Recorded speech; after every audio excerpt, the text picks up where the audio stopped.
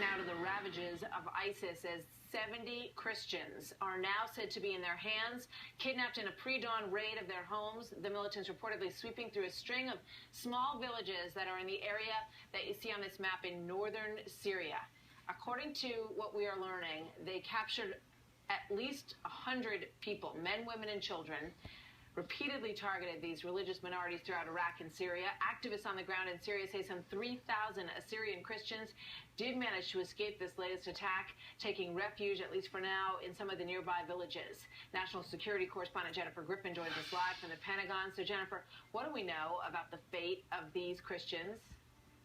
Well, Martha, these are an indigenous Christian people known as the Assyrians who trace their roots back to the ancient Mesopotamians. Christian leaders in Iraq say that between 90 to 150 Christians were kidnapped by ISIS fighters early yesterday. The head of the Assyrian party in Iraq pleaded for outside help to end this scourge by ISIS. The raid began before dawn on Monday in the town of Tal Tamar on the banks of the Khabur River in the Haseke province in northeastern Syria. Remember, this was the area where Jordan carried out many of its punishing airstrikes against ISIS after their pilot was burned alive. The concern is that these dozens of Christian hostages, many of them women and children, will meet the same fate as the Egyptian Coptic Christians. Martha. Jennifer, thank you very much. What a story. Christians in Iraq are in equally dangerous positions right now. An American veteran who is training Christian fighters to defend themselves from ISIS telling Greta Van Susteren the situation is much worse than people realize. The future of Christianity in Iraq is really uncertain. They face possible extinction from Iraq, really. If they can't demonstrate that they can provide their own security, their people will continue to leave, and Iraq's rich Christian heritage might be lost forever. Really stunning. Jonah Goldberg is the senior editor of the National Review and a Fox News contributor. Jonah, good morning to you. Good morning, Martha. This is nothing new, what's going on with Christians being persecuted, killed, beheaded, children being attacked in Iraq, and churches being razed to the ground. This has been a concerted effort of ISIS. It's really been going on for close to 4 years, correct? Right. And let's be fair. I mean, as you were talking with David Axelrod earlier, ISIS is also at war with lots of Muslims and wants to kill lots of competing interpretations of Muslims as well. But there does seem to be, they do have a special place in their evil little hearts for targeting Christians. And I think, Mr. Van Dyke is absolutely right that Christians are, not to be too glib, an endangered species in the Middle East writ large, and not just because of ISIS.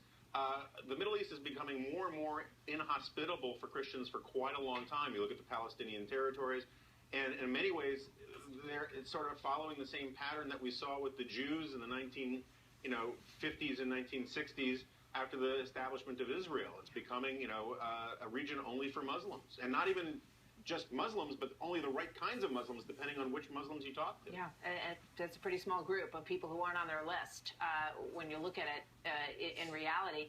I just have to wonder, we make this comparison sometimes to the Nazis and World War II, and you think about what was found later in terms of extermination camps, mass graves, and when, all you have to do at home, folks, is to, Google Christians, Iraq, bombings, killings. You will find article after article of people screaming to get more attention put on this issue. And you have to wonder, Jonah, what we're going to find there when and if ISIS is ever eradicated.